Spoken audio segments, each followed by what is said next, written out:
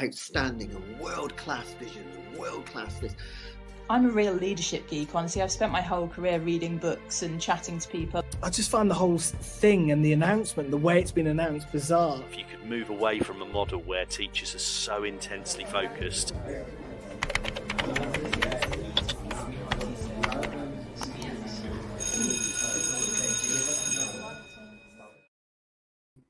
Okay, the bell's gone. It's the 7th of November 2024.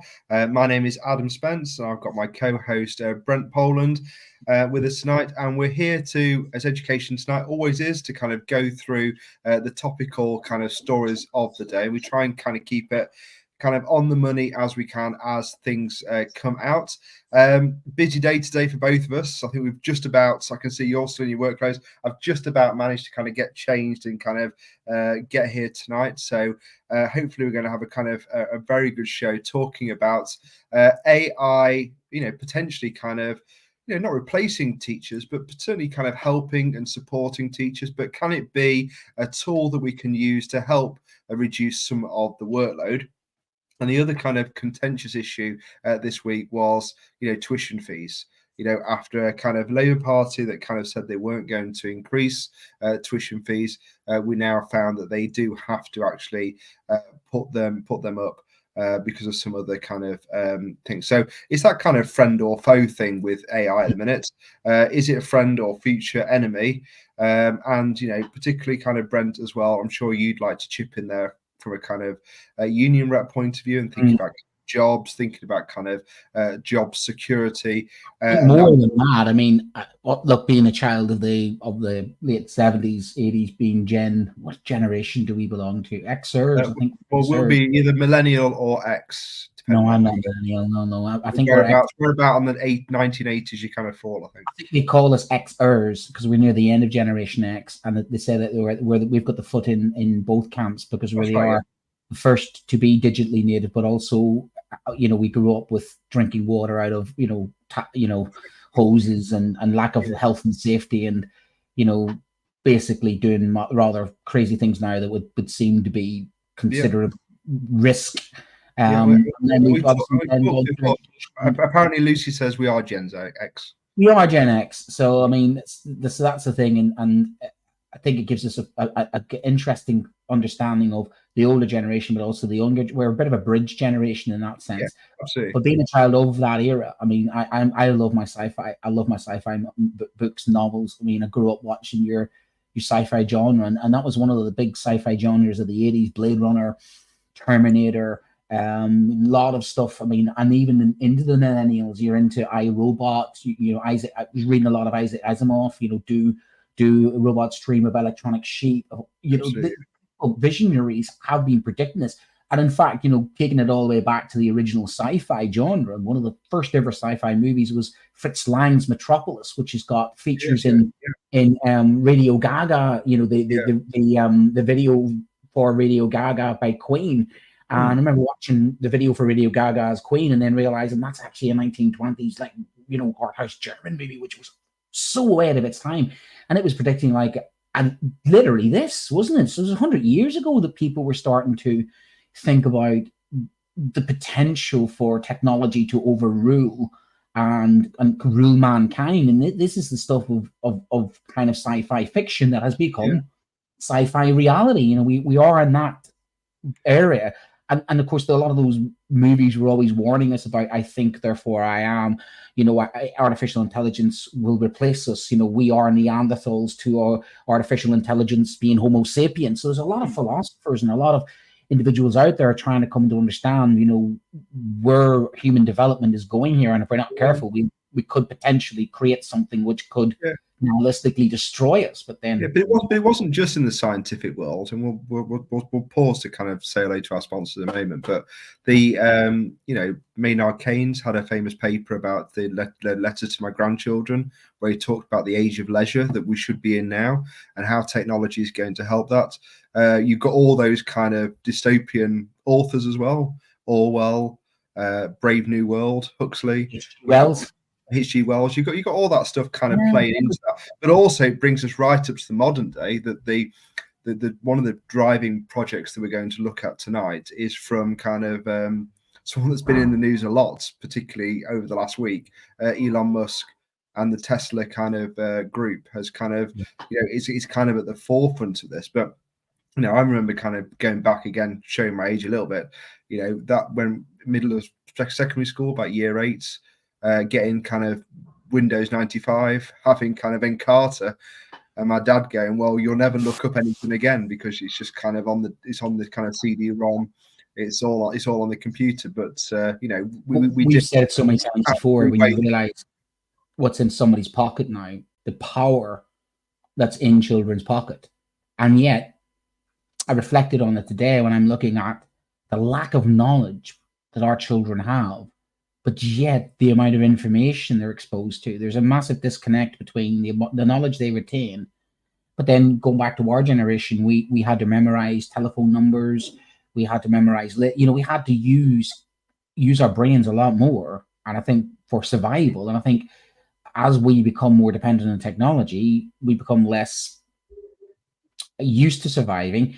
You sort of think to yourself, well, actually, that complacency is filtering down into our children. And it's not laziness. It just becomes that lifestyle. Yeah, it's just a new method, isn't it? It's a new way of doing things. Next evolution. And maybe we're becoming the kind of Luddites because of our age, and we're not accepting the world. And it is the speed that this is happening is phenomenal. Well, I think we'll have a good debate between us here, because I hope you don't mind me saying, but I think I'm kind of more pro kind of AI than you are. I'm cautionary because you're cautious. So maybe I am try and convince you. History teaches me that this technology could be corrupted by rampant, I would say, on industrial capitalism. And when I look at previous times, when you see, for instance, like where the First World War came from, and huge shifts in global populations, some people have been winners and a lot of people have been massive losers, and that's worries me, that this could be exploited, used, and manipulated for nefarious reasons. But maybe I'm, as I say, influenced too much by those dystopian novels. Yeah, that's right. We were the kind of that generation. But I think it's important. You do want to kind of mark, but we can't kind of not talk about the US this today, can we? Because there has been a kind of historical kind of change in the US, and we kind of, although it's not going to hit education to the point, a lot of students, a lot of teachers are kind of thinking about kind of what does it mean. I know you've got a kind of a slide or a bit of I've gunpowder, because it was quite ironic as a history teacher, having the sort of 5th of November, and one of my colleagues remarked on us that we had, for instance, the UK had their election on July the 4th, which is the American firework night, and the Americans had their election on November the 5th, which is the firework night. So it's kind of like they were completely reversed. So you have firework night, and then you've got democracy that somewhere is sort of saying could be under attack and all the rest. And kids were asking me a lot about it this week, and I was honest with them and says, look, at the end of the day, America's had presidents before. They've had President Trump. They've had President Nixon, the Vietnam War. Maybe the difference is that our generation is more aware of what's going on with these presidents, whereas previous presidents like JFK was having multiple affairs with actresses like Marilyn Monroe, and we only found that out later on. So it's a different world again we're living in, and again you sort of have to sort of look at things and take a step back sometimes. And I think the world we're living in now gets very sort of and sort of take a deep breath, take a step back, calm down. And I think people's reactions now are so instant on the likes of social media that we need to probably, as educators, sometimes be the voice of reason and the voice of context, which I think is important. I think kind of I don't want to go into this too much. Maybe we can do a show in a couple of weeks about it. But I thought it was interesting. Kind of, I watched the Channel 4 coverage. I kind of flipped and flopped around, but I kind of I ended up kind of just settling on the Channel 4 coverage of it. And I think some of the interesting points they were making, because they had our previous Prime Minister on it, and where it kind of links in, I think, to education is how we kind of assess the institutions around education and what it means now to be kind of, telling the truth making those kind of key points that are kind of truthful. True. That's kind of interesting, I think, because Boris Johnson particularly was pressed a lot about, is Donald Trump, is the kind of future politic? Is it more kind of bending the rules and not sticking to authority so much? So I guess that is where it's going to impact on us, especially if Well, there was a connection to our publisher, because Boris Johnson was chucked off and sacked from Channel 4 News because he was inappropriately trying to hawk his book. But we're not going to do that because we are. What I'll say to Boris is one of our earlier podcasts was cut short because he was doing exactly that. Exactly, yeah. We've been cut off before because somebody was trying to, stealing a bit of advertising for their book. It's difficult to control, but John Catt. This show is brought to you in partnership with John Catt Educational, publishers of professional development books and resources that support great teaching and learning in schools around the world. Level up your professional development today and visit johncattbookshop.com to explore the full range of titles. As always, you can use the code JCTTR2425 for 20% off your order, and you can see the link kind of scrolling along the bottom there, which is fantastic. That's back to kind of the analog world of having a nice book. The books that I've had from John Catt, particularly, kind of nice and small, nice pocket size, kind of stuff you can stick in your toolkit. And kind of just get a quick hit of a kind of good resource. Or the size of the catalog they have, I mean, it's quite interesting. Yeah, they have a very, very good catalog, and I'm not saying that because they sponsor us, but because generally I do look through it and think it's good. It's really, really good. And you're right, it is sometimes you need overwrought when you think I've got to read all this. It gets too much.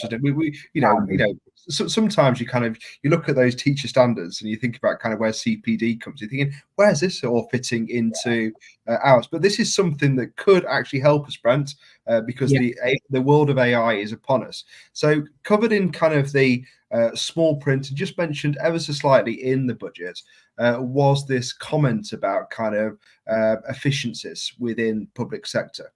You've got JLB there saying America was way ahead of the UK as far as classroom technology was concerned back in 2021, 22. I think he means 2022 there. My school in Florida went crazy and it set children back a few years. I guess it depends kind of what you are kind of testing and what you are kind of referencing. The National Merit Scholars dropped from an average of 30 to 9 in 2 years. And we went back to pen to paper. So there was that shift, wasn't there, between in the UK particularly back to that's better 2012. I thought you jumped into the future there, JLB. But we definitely kind of did that in the UK. I was very much I felt like I was very much the forefront of that from 2004 to 2009. We had that kind of new traditional kind of curriculum that came in 2010. Everything went back to those R's and rote learning. And that's when we got that kind of full heavy content that we are within now. But anyway, in with the budget that was mentioned a couple of weeks and the show we did last week, there was this thing about efficiency. And the previous Secretary of State particularly was keen on how we can use AI technologies within the classroom to really support teachers and particular workload. Because ultimately, this is the big question that we've been trying to solve, for a number of months now, years, if not a couple of years now, we've been on Teachers Talk Radio. Teachers are leaving the profession in their droves because of workload. I think that's kind of a fair statement to make. Yes and no. I'm going to say something. I'm going to say something controversial that's been really bugging me. I don't think that's completely the case. I think it's a perception of workload. I just think the next generation of teachers aren't as stoic and hardcore as previous generations. I think there's a societal shift. And I think, honestly speaking, I think people are not realizing that teaching is a vocational occupation. I'm going to say it. And I'm a union rep, but schools are run on teachers who go the extra mile. And I'm noticing a kind of a lot of pushback across the teaching profession, whether it's because I firmly believe, and this is my opinion, and a lot of trusts become so corporate. People have went, right, fine, we're corporate now. Corporate means I walk out the door. They're getting what they want. Yeah. They're getting what they want. And I think there is a That's, dying breed. that's the free market, isn't it? It can't be. If it's good for the goose, it's good for the gander. If you're going to push this private onto me. But you go into a lot of staff rooms and you ask teachers, and we are serial moaners. We are literally never happy. We've never been happy. And I've been 21 years in teaching, and we never. But there's a definite sort of increase of what was me, hard done by us, morale. And morale is low, and goodwill is drying up. So if you ask a lot of teachers, I get asked teachers in any generation about workload, and they will say similar things. So we have to separate genuinely where teachers are being overworked, and genuinely where teachers are, I think, perceiving that they have a hard done by-ness, because every teacher in the world will say they're hard done by, and I don't think that is the case. I think there are teachers out there who work really hard, 40 and 50, 60 hours a week, and there are some that work harder than they should because they feel guilty. And I think that's the other aspect of those that work hard. There are the car parks. You can look around the car parks of some schools and say to yourself, who's still here at 4 or 5 o'clock in the evening? Who's marking books? Who's doing all the hard work, and who's out the door as soon as those buses pull off? We all know them. And I'm sorry, I think the profession has had hard times, but equally at the same time, there is a definite feeling I'm getting that there is just, come on, guys, we're teachers. Teachers do a lot more, and teachers have to contribute a lot more sometimes. And I know that's not going to make me a lot of favors, but I'm just getting a little bit niggled by, workload is one of the things that there are plenty. My dad worked 70-hour weeks, 60-hour weeks to put food on the table as a plasterer, a tiler, and working 3 jobs. There are plenty of our parents who are working multiple jobs as well. It's hard work teaching. It's really knackering. I absolutely get that. But we are privileged a lot of the time to be teachers, and privileged to be teachers. And when it comes to technology, people think that technology is going to make our lives easier. I'm going to be honest with you. It hasn't made my life any easier as a teacher since I've been using technology. Okay. If we change the word easier then to maybe better, maybe it can help us work a bit smarter. Maybe it can actually kind of develop some things that we're not yet aware of. We've talked at length. We were thinking about doing a show. Maybe we'll do it next week, because I think there's been some movement today actually on SEND and kind of what's going on. And we know that there's this growing need from SEND. And if we can put the Forbes article up that we kind of got this from, it was literally the idea is that actually this Optimus robot that Tesla have kind of developed with AI technology is there to try and support students with additional learning needs. So I kind of send students essentially. And one of the things that we've talked about before is that rightly so, legally, everyone has the right to a kind of inclusive education in the UK through a comprehensive system. But that is getting kind of increasingly challenging for the individual teacher in the room. Particularly, I'm sure teachers have had their registered this year, and they've looked down the list. And, I've heard stories where, 40, 50% of the class has a kind of, a registered or diagnosed SEND need, plus a kind of learning plan within it. So this now becomes like a huge challenge of how do we kind of personalize learning, because that's what parents are kind of expecting. That's what they want. From all teachers that I kind of know myself, you want to try and deliver that the best that you can. However, it's incredibly challenging, incredibly tiring. And over the course of a year, if you're having kind of classes of 30, 35, 5-6 hour periods a day, that is going to start kind of actually, running some teachers to the ground, trying to support all those students we need. So this is a potential solution to that, where the robot itself could be a kind of almost a personalized tutor within the classroom. But something, what a lot of those children need? Time with their parents, time with their teachers, time. We are living in an environment now where I think we're just so time poor. And same as mental health. Why do we have so many mental health problems? You have to ask yourself the question, is that those mental health problems driven because there is less community, less connections, less human to human connections, less time to talk, And yet we have never had a generation of, say, for instance, children who talk nonsense online to each other, but they don't make the actual connections. Yeah. And one of the things I'm keen to do, I stay behind after school on a Thursday, have a cup of tea with my students and build a relationship. My parents, even last night, the amount of parents that remarked and that went, it's really good you stay behind. I think, yeah, now I'm giving up some of my time. I'm not paid for it. I'm not minute counting. It's part of my job. Now, others may criticize me and say that puts others under pressure. It's up to them. I want to build a good relationship with my students, because when it comes down to it, when they walk in that exam hall, I want them to go in there and go, I'm doing it for that guy. I want to get the top grade because I care about that subject, because my teacher cares about me, because my teacher cares what grade I get, because he's invested in me. He's invested time in me. He's invested thing. And I don't know if an AI robot is the same because it's programmed. And this is the danger of it, the depersonalization of technology, sticking kids in front of screens, give them an AI robot, that'll sort them out. It's for me, it's the equivalent of give them an iPad. Yeah, that'll help them out. That'll really sort them out. Yeah. It's a very slippery slope again to sort of saying, oh, just let the robot fix it. Oh, the kids are fine. They're upstairs. They're behaving themselves. Well, what are they on their iPads? I worry if schools become these places where technology becomes more dominant. They go home and the technology is more dominant. We're going to have a generation of completely disconnected children.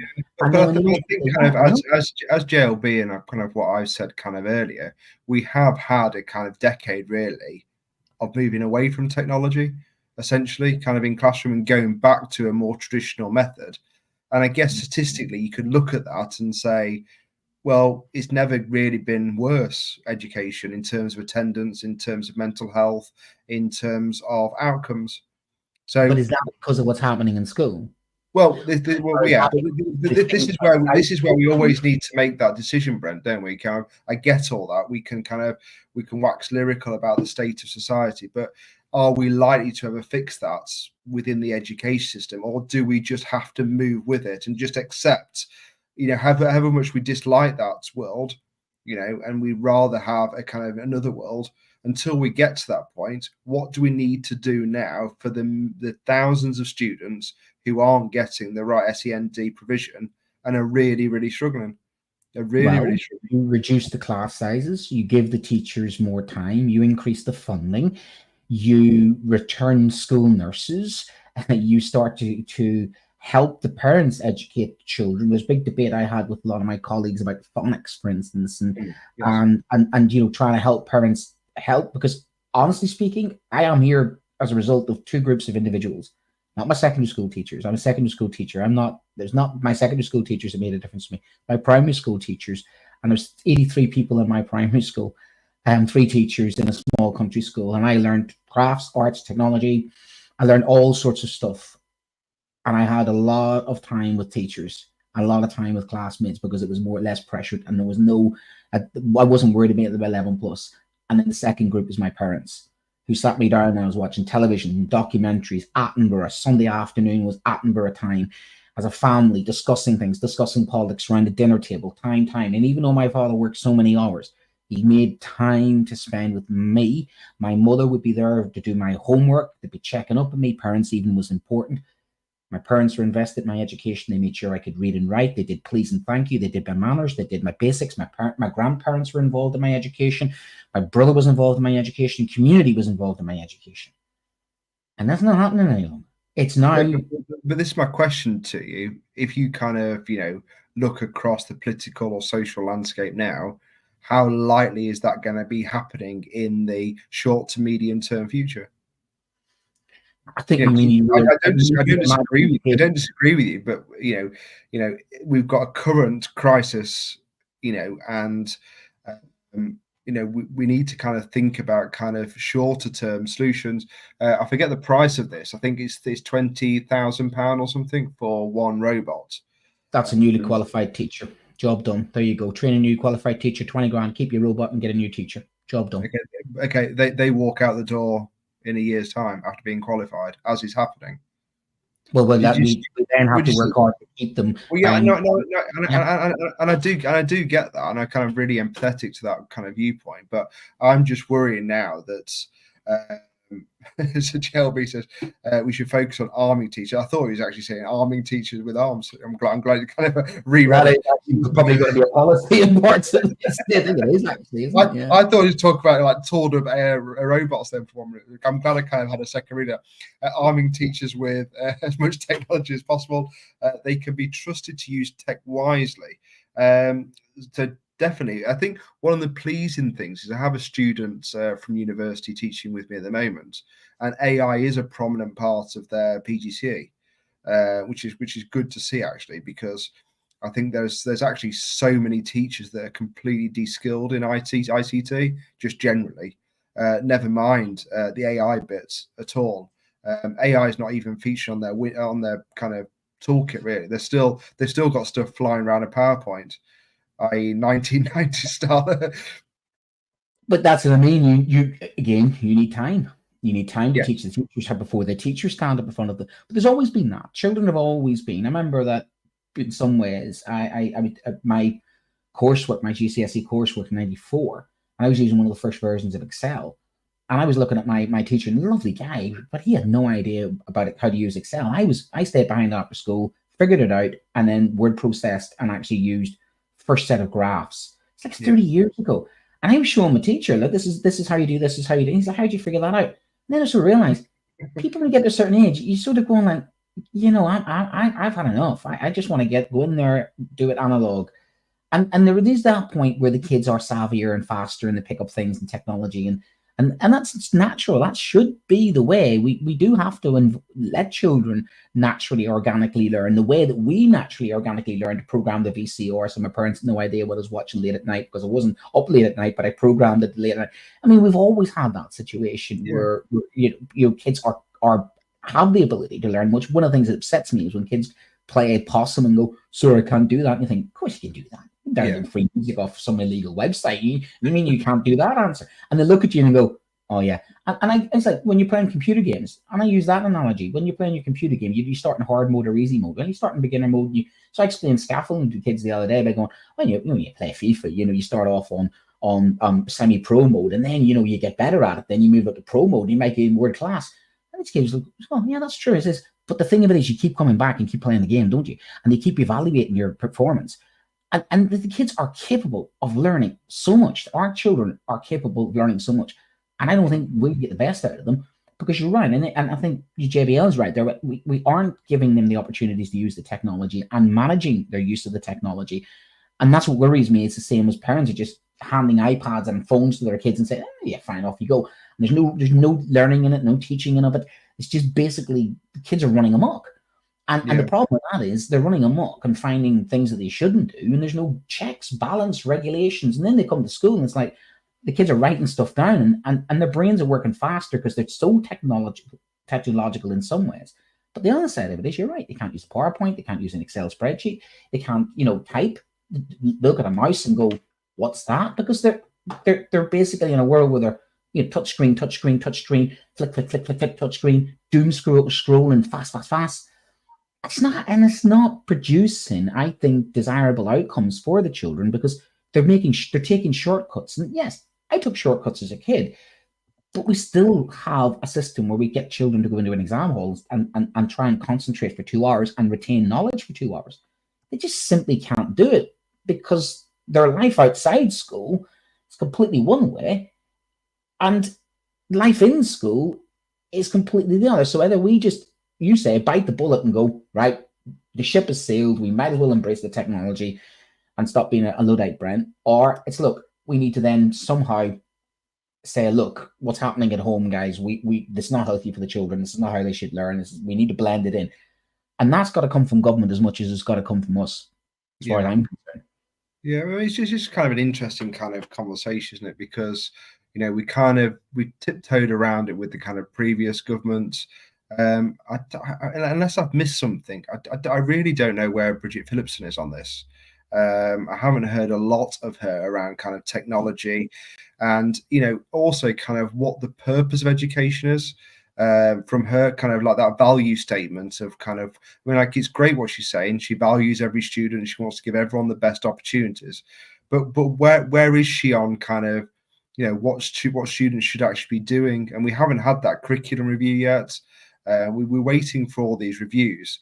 I mean, I had an open evening tonight. I'm literally talking about kind of BTECs. I mean, it's embarrassing as a teacher going, I think they're going to be okay. BTECs, I'm not sure. I'm not sure if funding's going to be there. I'm still not. We're starting to enroll the next students onto courses which we don't know what's going on. Yeah.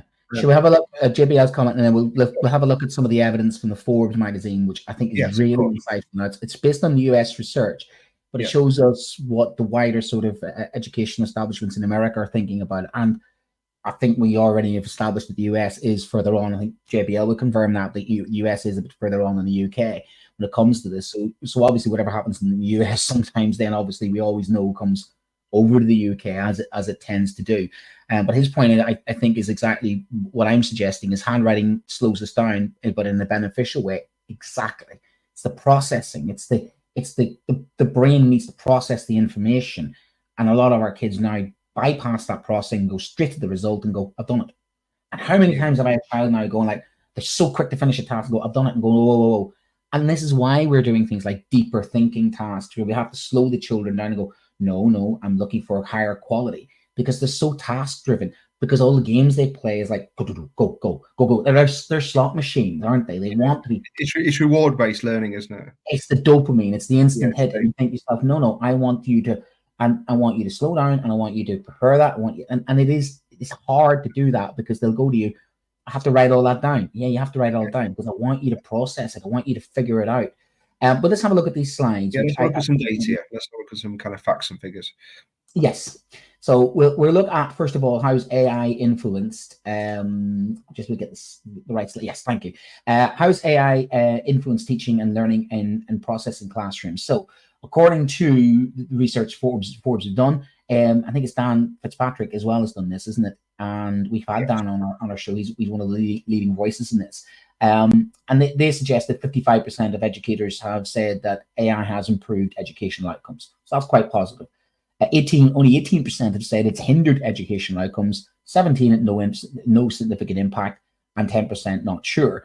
So one of those things I'd love to see in the future is remember Hattie's sort of action research that had all the things that impact upon. I always love that.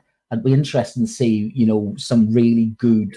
I mean, is that about kind of, if you look at if you put the other three outcomes together, is it about a 50-50 split there? I think it is, isn't it? It's 55-45, isn't it? So, not sure. So 55 saying that it has an improved education outcome. So according to this, AI at the moment is having a positive impact on education. And I suppose that's fine. I don't disagree with that. I think as we are at the moment, I think AI is a useful tool, but it isn't everything. It's part of our toolbox, so to speak. Yeah, it's a toolkit resource, isn't it?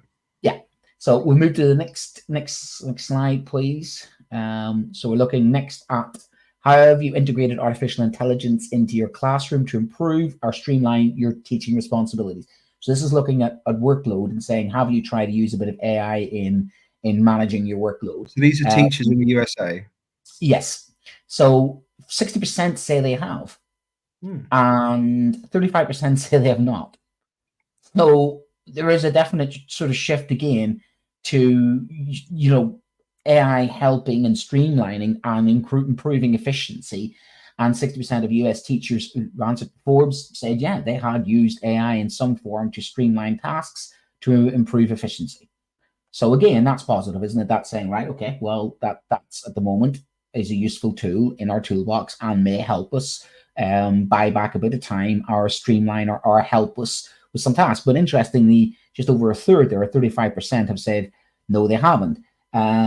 Be interesting to see whether those that haven't are unaware of AI, don't value AI, or overloaded to the point where like AI is just one of those other things. In other words, they just don't want anymore. There'll be a couple of things to compare that data to, wouldn't there? I.e., the demography of teachers. Like, is it the older generation that's not picking it up? Is it the younger generation that's doing it? I don't know why 1%. Yeah, in America, elementary to high school, there could be, and again, why haven't they? Maybe because they're not aware.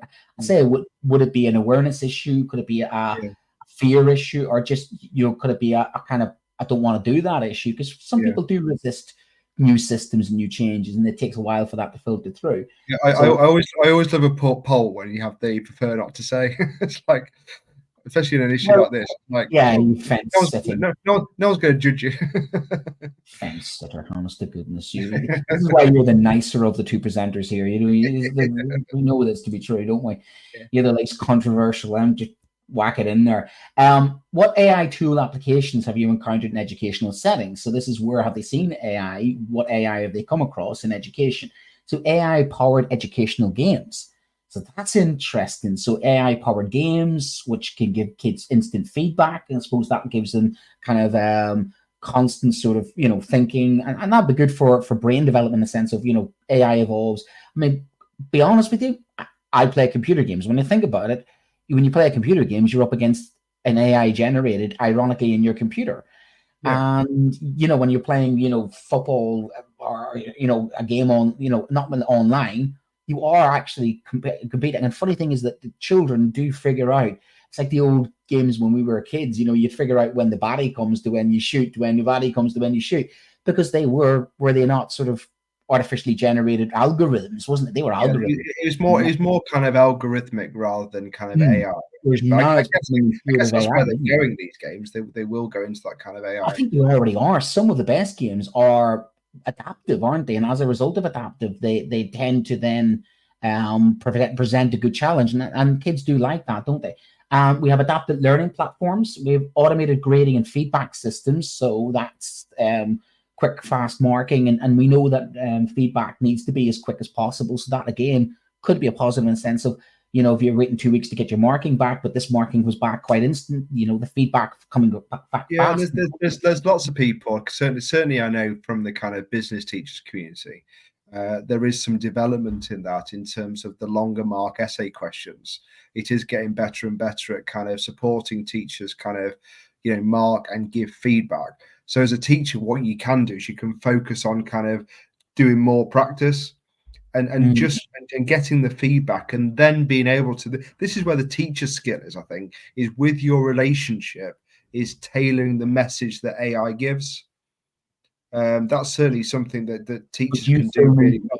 Control, i.e., you still need to be the focus of the learning. You still need to be the trainer. You still need to be the facilitator. You still got to be in charge, not the android, not the robot, not the 20,000 pound, you know, Tesla thing. You know, it's got to be.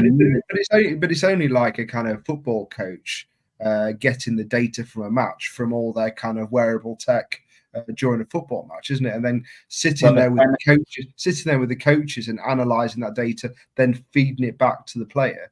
That's what I'm saying. Same as the Formula One, isn't it? They get the telemetry and then they make the real decision based upon the telemetry, don't they? I mean, that's my point. In lots of fields in life where coaching happens, actually, the use of technology and AI is used really well. Education doesn't seem to have been touched by it at all. You know, I've often thought, kind of, you know, why aren't we using wearable tech with some students to understand them a bit more? You know, wouldn't it be good if you knew exactly kind of how anxious a particular student was at the start of a lesson, and you could tailor that? Because remember, there's a lot of masking going on sometimes with SEND and mental health. Things like heart rate, things like breathing. Imagine if you had a bit of a desktop kind of application that said, actually, this person here currently is feeling very anxious. So you can almost more immediately kind of deal with the needs rather than the kids sitting at the front of my room, not the ones sitting at the back. There'd be a reason. I'd be thinking to myself, good, you young things, excellent, I've got the man. You know. It's a bit of a side. It's always funny when you do open evenings and the parents kind of come into the classroom and they do exactly the same again. They go and sit right at the back of the class. We were like, no, come forward, come forward. Well, you know, one of the oldest techniques of behavior management is to go and sit on the edge of the desk of a child who's absolutely annoying you and watching their body language is cringe away. And it's a subtle little one to do. You know, you think to yourself, if you had the heart rate monitor up, like, he's coming towards you. I imagine then you go like, you're lying to me. No, I'm not lying to you. Well, your heart rate's just telling me something different. There's so many. I mean, I did look this because my previous job, I was kind of AI I was head of AI as the head teacher kind of called it. And we were kind of trying to look at, imagine we've got all this massive data in schools. So this is where it can kind of really come into it. We collect all this data all the time from kind of feedback from QAs, feedback from staff, feedback from students. We have their kind of test results. We have all the data that comes from primary school. We have different sources that feed in all the time. And essentially, we just become overwhelmed. So we end up just with the target grade as a way to kind of focus it all in, really. But that's not really a true. It's not a live reflection of what's happening. This is the thing that worries me, is that there is more to a person than sometimes the data and the statistics. Yeah. And forgive me for this as a veteran, but instinct, gut instinct, feeling, emotion, a good teacher has developed a set of skills and a set of instincts that sometimes the data cannot tell. I had this with a student, and had one of those school improvement gurus paid an absolute fortune. Don't get me started. And he was arguing with me, this child cannot be a level 9. I'm going, this child is a level 9. Well, according to the data, he's level 4. And I went, no, he's going to get a level 9. And I knew it. The Fisher Family Trust said one thing, because he was a working class kid, his handwriting was illegible, he had terrible stats, all the rest of it, all the statistics, all the data was saying, this kid, there's something about him. He has drive, his heart, he's got motivation. He sat down with me and said, sir, I know I get people premium money towards me. Instead of like buying a laptop I don't need, can I buy some of your time? I was like, you don't have to buy some of my time. Well, just ask me to stay behind after school and stay with you. What do you want me to talk about? You want to talk about politics? You want to talk about the world? He just wanted my time to pick my brain, to help him out, figure some things out in the world.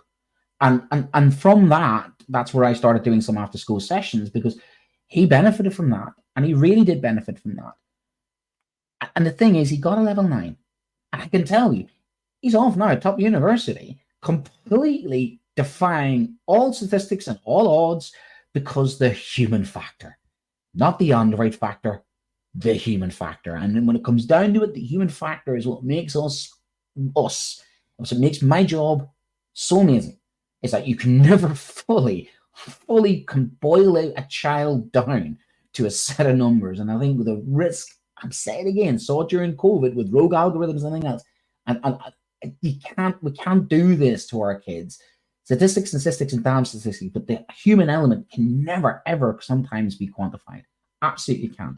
Okay, anyway, so it's right. So we've phrased the question, because we want to kind of move on to a kind of second story tonight. That has kind of gone a bit halfway, but it's been a fantastic conversation and a good debate to kind of iron out those issues. But the question is, do you think it can kind of support teacher workload? If you had to, remember, you can't sit on the feet, you can't do it. I prefer not to say. I think for the moment it can, but I don't think it's going to be long before people catch on in hard up trusts and hard up organizations and thinking, well, teacher recruitment problem solved, AI and cheap robot from. I think we've got to be very careful that we are not going to be done out of a future and done out of a career and a job. And I think there's going to be a lot of that with automation and AI. And I think we need to be very careful that what I just said about the human factor has to come first, that we are not replaced, because you can't replace what sometimes we teachers do. I mean, I have my artwork down here, which go on, show us. I have my artwork down here. Now, it's not culturally misappropriate. It's from the 1990s, so just don't sort of put it in context. This took me 6 months to create. That got me an A. I didn't realize there's like a whole neck underneath as well. Is that a whole? Oh, there's a whole thing. And that was my GCSE art project. Stayed behind after school to create it.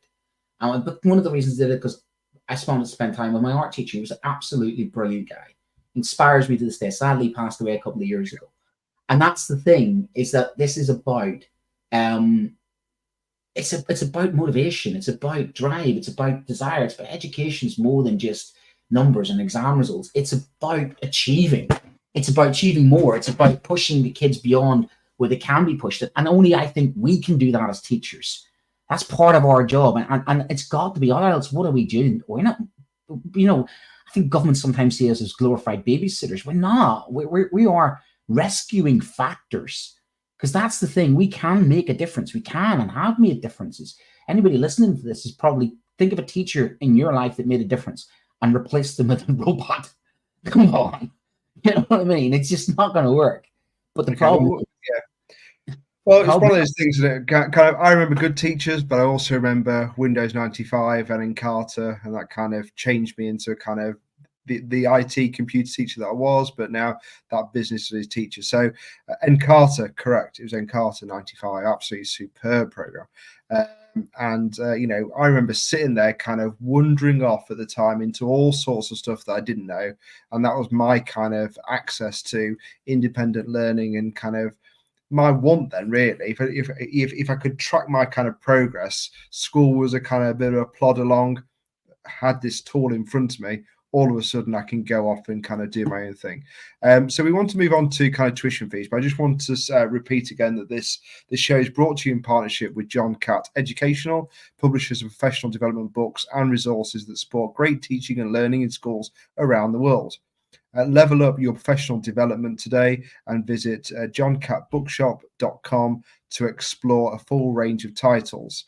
Use code JCTTR2425 for 20% off your order.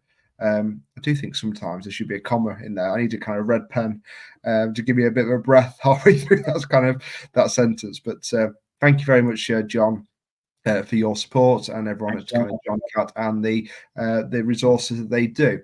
Got kind of 14 minutes, so it's going to be a bit rushed, but there was a clear pledge, as far as I was aware, from the Labour in opposition, and kind of through the kind of conversations during the kind of the election, that tuition fees really was something that Labour Party, particularly, even though they were the party that introduced tuition fees, were going to either try and kind of, certainly put a pause on any kind of increase. But if anything, kind of the way people like Angela Rayner were talking during the election, although it wasn't explicitly said, there was a kind of undercurrent there that something needs to happen with your tuition fees, because it's stopping kind of social mobility, which is all kind of good kind of Labour stuff. Very quickly into a kind of new government now, we've got a increase in tuition fees. So what's your kind of immediate kind of reaction to that? Was that kind of, again, going back to kind of what we were talking about earlier about kind of misleading, not telling truths, not worrying about institutions? Is that one of these, or is it looking at the kind of the cold hard facts now? They're in government and saying, actually, this just needs to change, otherwise universities will be broke. Education is not a business. Education is a right, and a person should never be discriminated against their ability to pay versus their ability. And that is my take on it. I wouldn't be here now if there were tuition fees at the height they are. When I started as an educator in 2003, when I trained, we had a talk in our hall to our whole cohort, and there was a massive cohort of people trained in my university at that time across 6 different subjects. And me being me, of course, I was not being silent whatsoever. But above me, down below, lecturing us was a schools minister who all used to work in education. Mm-hmm. And I asked him at the end, put my hand up and said, right, how can you stand in front of educators here and tell us all about the value of education and youth parliament and all that when you have imposed tuition fees? And those tuition fees were just about $3,000 then.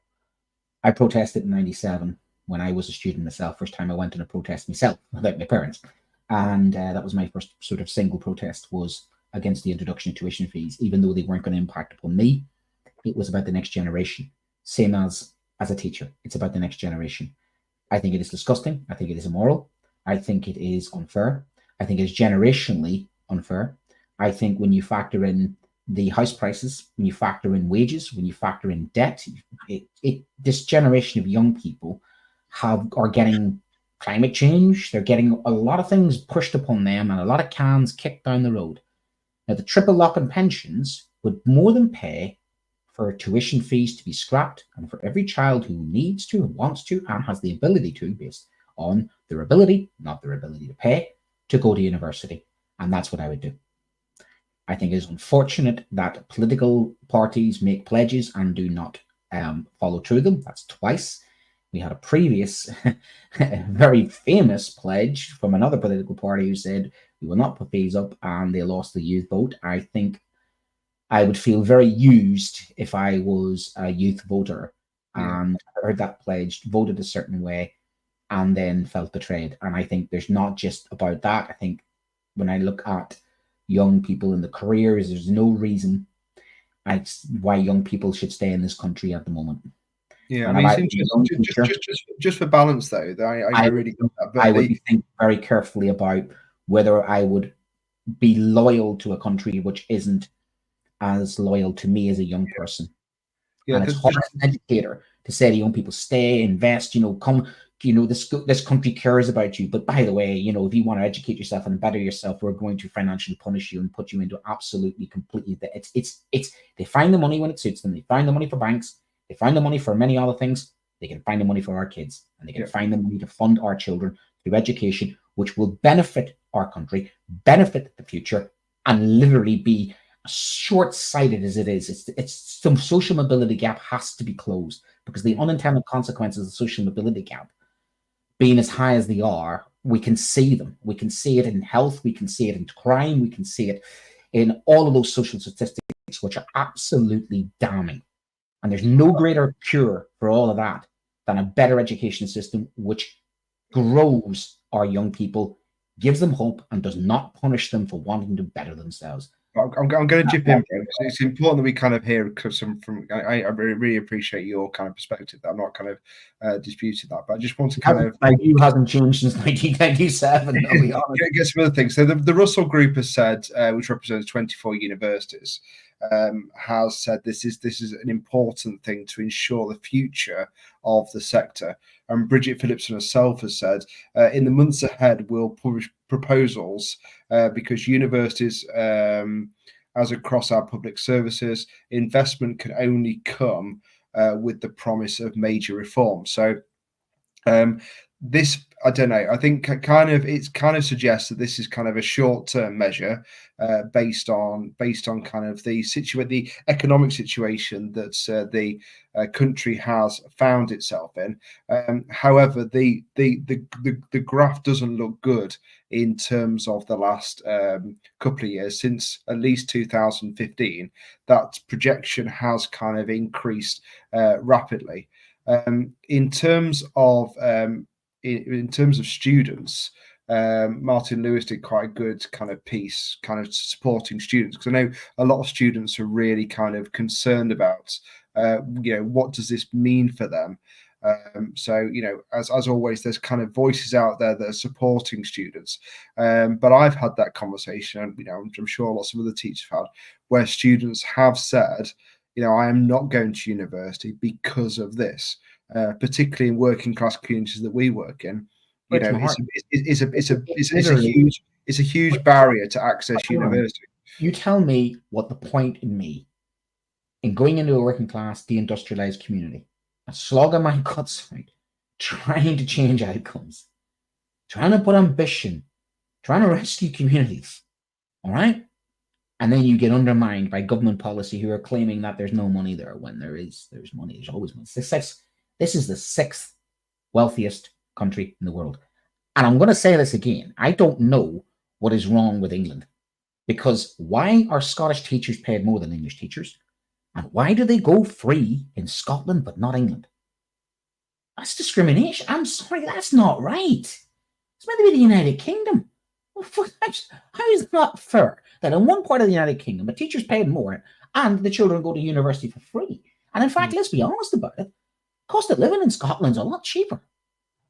So that's not justifiable. It's not right. It's not fair. It's not equitable.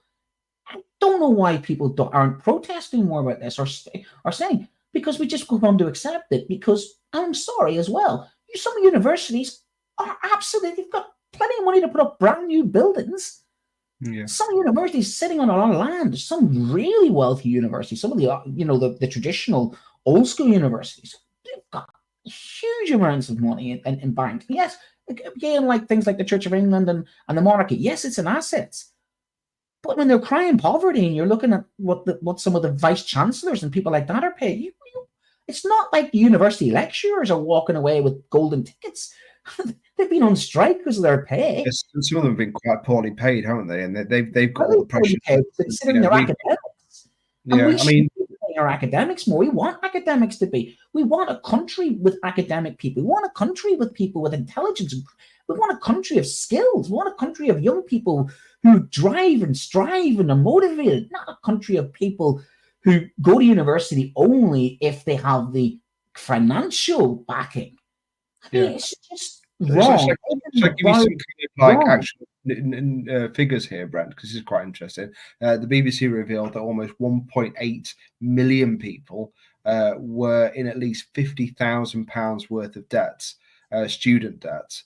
And data published in July showed that 61,000 loan holders had balances of over £100,000, while another 50 each owed upwards of £200,000. I mean that they are astronomical figures, and there's no guarantee, because of the way the UK economy is performing at the minute, that amount of debt is going to give you kind of a lifestyle and income to kind of justify that amount of debt. There is something else that's been really bugging me for a long time, and I can't put my finger on it, and I can't put my finger on why. And I'm not always a big fan of Tony Blair, but he had the whole 50% go to university, which many have now said is a mistake. Why? Why is it a mistake to want your children to strive for higher level education? And then you get the attack on, oh, well, we need degrees that, we need degrees that are valuable and financially viable. I did art GCSE. What did I get out of it? I tell you what I got out of it. Creativity, confidence, stoicism, resilience, hard work. That's the thing. We should be giving our children, you do an English degree and say to yourself, you might not end up using it. But the thing about it is we want kids to enjoy learning, to want to better themselves. We are punishing people for wanting to improve themselves. I mean, they're kids. We want our kids. And it completely contradicts. We're told, for instance, English is a core skill. English is a core skill. English is a core skill. But, get to university, do business instead. It's just disconnected. It's just massively disconnected. And it's not fair. It just, for me, I think the Labour government have made a mistake here. And I think they made a mistake because I don't think it's right. I just don't think it sits with me as an educator. It really rankers me because is the gamble that I mean I'm taking out £9,000, so what's £500 more? Is that the gamble? No, it's the signal as well. It's not just that. It's the signal it sends of it should be moving the dial the other way. It should be helping these young people, not putting an extra barrier. And that's the signal. But also, I haven't heard Labour challenge the previous rhetoric of the previous government about devaluing degrees. You know what I mean? Where's the defense of degrees? Where is the defense of higher level education? That I haven't seen that yet.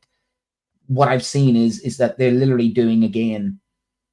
Is university just now about getting a job? Is university just now about what you earn? And looking at the way they value degrees now, it's got to be, well, what job have you got 6 months afterwards? Yeah, there is an element of we want people to have skills and employability. But one of the brilliant things about getting a degree is, it's, for me, it meant a lot. From my background, it meant a status thing of like, I've earned that. And I think the devaluing of degrees by successive governments, the way they have hammered the prestige of it, I don't think is fair. I really don't think. And this is just the signal that says, well, whacking on a couple of £100,000, a couple of quid, because remember, accommodation's gone up, bills have gone up, now fees have gone up. So it's not just about the fees. Is that if you look at how expensive university, has got the books, that living costs have gone up for students just as much as gone up for everybody else. Yeah. So it's just not. It's not fair. I just. Yeah. It's always. I want to read that from JLB about kind of. His comments about kind of Margaret Thatcher in particular almost destroyed the teaching of philosophy and theology in our universities as well. which is kind of an interesting point. Mm. But we are kind of out of time, unfortunately, this evening. And two great stories, as always, on Education Tonight. So please feel free to look back at our back catalogue. You'll see the kind of range of things.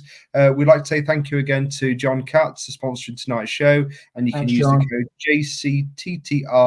JCTTR2425 for 20% off your books at johncattbookshop.com. Next week, I think we're going to look at Send, because I think that's a kind of developing story, and it's vitally important that's going to be, I think, a big review. Bridget Phillipson's kind of made kind of a point of really putting that at the forefront. Thanks to the contributions from JLB. Thank you to Lucy behind the scenes. Thank you, Brent. I hope you have a nice week, and we'll see you all next week. We will also be then doubling over at 9 o'clock on Chris Wilkinson's as well about masculinity. So I'm double booked. I'm going to be then helping out with that, and we're going to have a really good show about global masculinity, and so that's going to be at 9 as well next week. So I'll do Education Tonight, and then switch into that as well, which would be really good. And also keep following Teachers Talk Radio on Twitter, because you'll see that they've got an MFL live event as well. So if you're an MFL teacher, please look on their website and on Twitter to follow that up. And I've got 1 minute over, so I'm going to say good night, everyone. Have a good evening, and we'll see you next week. Thank you. Goodbye. Outstanding and world-class vision and world-class this. I'm a real leadership geek, honestly. I've spent my whole career reading books and chatting to people. I just find the whole thing and the announcement, the way it's been announced, bizarre. If you could move away from a model where teachers are so intensely focused.